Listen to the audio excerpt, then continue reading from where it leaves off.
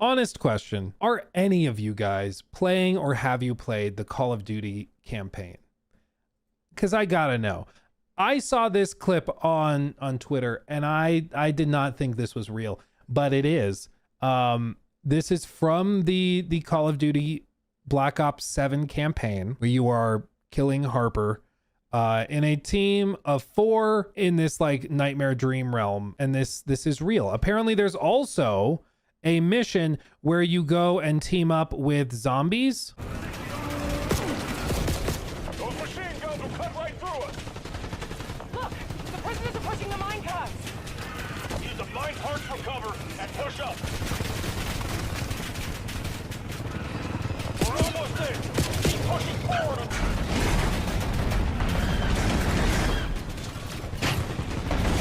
Focus fire on that depot.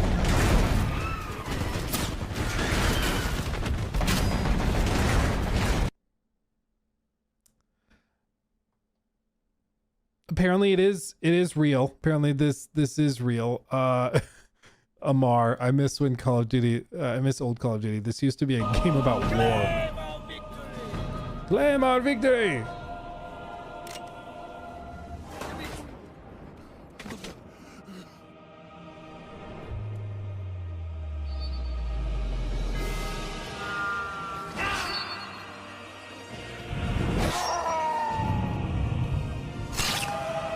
It's a little different now.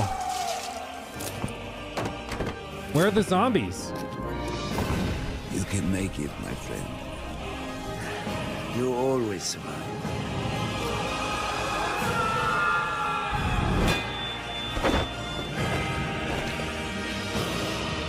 The honor should be yours.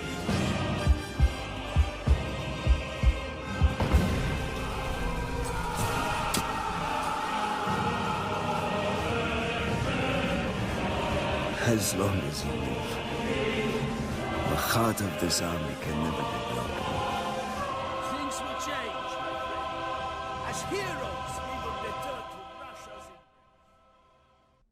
Thank God they ended up adding zombies, man. Because who wants that when you could have this?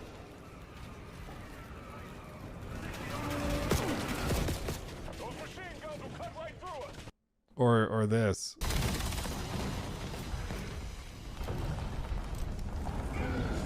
Keep clear of the shockwave.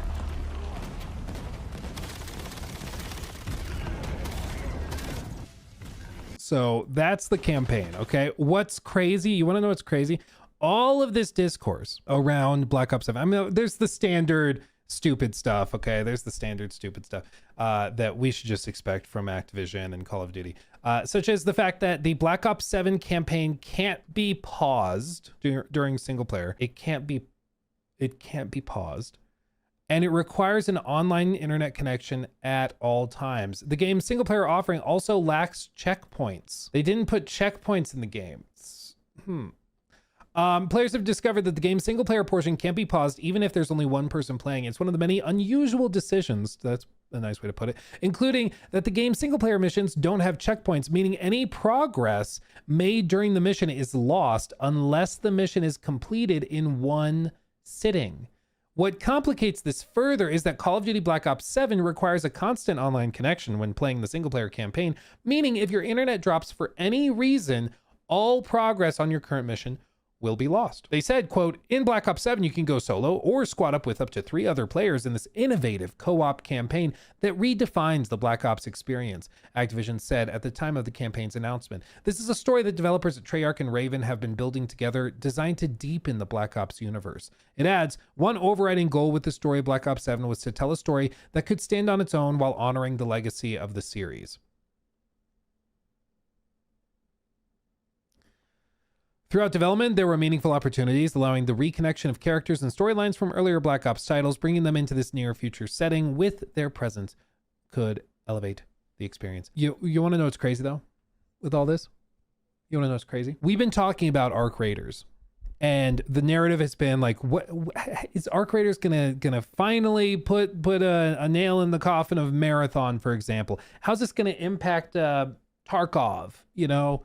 Or Escape from Duckov or any of those. That's been the point of discussion. Right now, I literally just pulled it up. Right now on Twitch, there are more players or more viewers for Arc Raiders at 164,000 than there are for the brand new Call of Duty game. 142 to 164. Arc Raiders is outperforming Call of Duty. What? That's crazy. That's crazy. And I think that, you know, we could also look at others, like, for example, Battlefield 6. Battlefield 6, in terms of viewership, yes, it has fallen off because most people have moved over to Arc Raiders, big streamers at least. So Battlefield 6 in terms of viewers is not really going head to head with brand new Call of Duty. We'll see where they settle out in like a month or two, but certainly Arc Raiders being the one to come in and like at least put Call of Duty in check a little bit. It's still doing well. 142K is no slouch. I mean, that's a number many games would kill to see on Twitch. But the fact that Arc Raiders and a lot of these people are not being paid to play the game, they're just playing it because they love it. Like Ninja is playing it, Shroud is still playing it, Lyric. It's crazy. It's crazy, but it's because like the game just genuinely is that good. And you know, I don't like just jumping on the bandwagon of like COD's dead, COD sucks, but like fam, like I get it's Black Ops, but it's also Call of Duty. And this, like, growing up, Call of Duty was a badass game about war. It was about like serious topics. It was about well, just war period, but it's about human misery and triumph over evil. And it was a game that tackled some heavy topics and stuff. And now I think the most telling thing is that Call of Duty has just lost all sense of tone. You know, it's just completely lost its sense of identity. And I know some people like Black Ops specifically. They like zombies. They like that stuff. That's totally fine.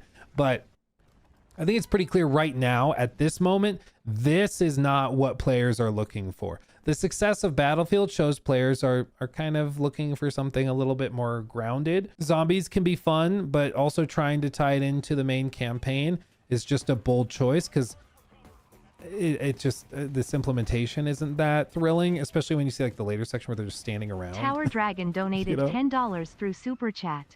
At this point, Call of Duty is like Madden. Every year they release it with minimal updates and call it a completely new game. This is what gamers are getting tired of at this point. Yeah, well, I think the key for Call of Duty, thank you for the 10, very generous, thank you. But I think the key for Call of Duty has been that there just hasn't really been an alternative for a lot of these more casual players, for a lot of these players that are looking for something to play when they get home from work and they can hop on with their buddies. And Call of Duty has been like the only real thing for 5 years or so that they can sink their teeth into. Because, I mean, there just hasn't really been that much competition. I mean, yeah, you can play Concord, but is Concord really going to do it? Marvel Rivals came and offered a good amount of competition, but it's got its own set of problems with its matchmaking system, which lots of players find very frustrating. But overall, like I think there just hasn't been a lot of alternatives, and there hasn't been much exciting. Helldivers was probably the last time that there was a really exciting different thing, but it also came out in February, when Call of Duty usually is dominating like the November time slot going into December and January. And but this year we've had Arc Raiders come out and compete head to head, and we're seeing it be pretty successful. Mr. Beard donated 74 Qatari Riyals and 99 dirhams through Super Chat. COD player here. Activision literally could have gone with the generic CIA, FBI story, but no, they decided to risk it all on this? Are they stupid? At this point, are they, I think Activision are purposely trying to sabotage themselves. No, I can put myself in the conference room when they made these decisions to do all of this and to go with like super psychedelic, crazy, wacky, because they're looking on Reddit, they're looking on Twitter, they're looking on their Discord servers, and they're seeing people complain about a lack of risk taking, which is what a lot of people complain about. They're like, the campaigns are all the same, or not campaigns, the games are all the same. The multiplayer maps are just rehashes of the same ones we played for 15 years. There's just not a lot of risk. The biggest risk you're taking is implementing like a Beavis and Butthead skin and a Nicki Minaj skin. Like there's just no risks being taken. There's nothing fresh or new. So they came out and they said, let's do something wacky and crazy. And this is what they came up with. But I think it's just they went the wrong direction. Like they had the option that they're like on the road and there's an exit to the left and there's an exit to the right. And they could just keep going down the road straight the way they've been going and be fine. But they were like, okay, everybody's complaining that we're not taking turns. We're not doing big moves. So they decided to take the wheel and jerk it super hard to the right. And they went pretty far down that road, as we can see. But it was the wrong way. They should have turned left. And I think that that's kind of where they've landed. They took a bold step trying to do this. I just don't think it's what players wanted. And the difficulty is that, you know, they would have been deciding this like 3 years ago, probably 2-3 years ago.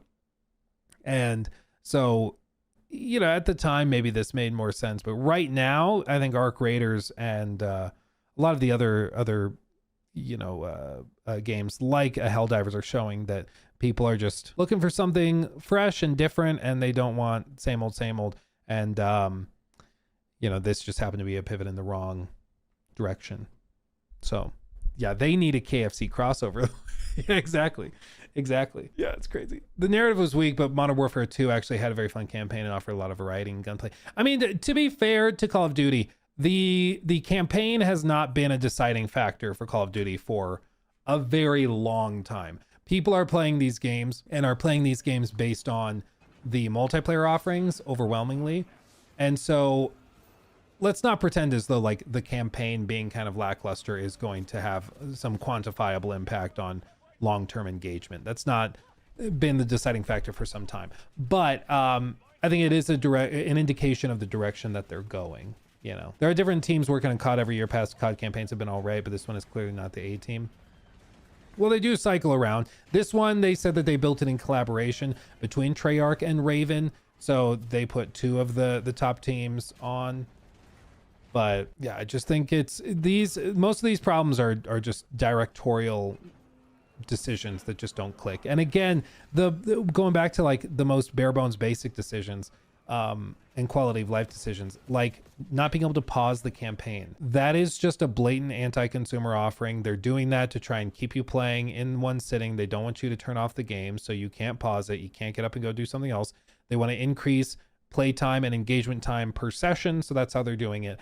The always online requirement, that's again another thing where they want to be able to serve you ads. They want to be able to constantly update the game. They want to be able to do things like prevent piracy as best they can, and that's what they're doing there. It's just bad. Like it's to their credit, they made some decisions and shifts and changes in reaction to Battlefield 6, and I'm sure they're going to make even further, you know, adjustments, especially if they start to feel the heat. But this is why competition is so important. If they don't feel the heat, if they don't feel the need to try, they just won't. They'll just do the same old. Like, you remember how with Overwatch 2 there was literally nothing for like 2 years except maybe a new character every 3 or 4 months, and that was it. And the Marvel Rivals comes along and is like pretty impressive in terms of the roadmap, the offering, the steady drop of content. And all of a sudden, Blizzard starts pumping out content for Overwatch 2, making major changes, making heroes free and available to everybody at launch. It's crazy. It's almost like they were always capable of it, but they just didn't care. And I think that's the key. They just didn't care. So props to Embark for having a game that's popping off so much that they are out competing Call of Duty even right now. And we'll see how long that lasts and, you know, how it settles. They're at 141. Now they're at 145.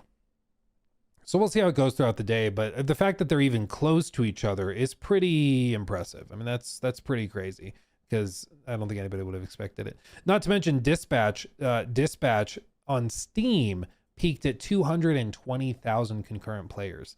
That is wild. That is wild. That a choose your own adventure superhero workplace comedy could generate that level of engagement. It's crazy.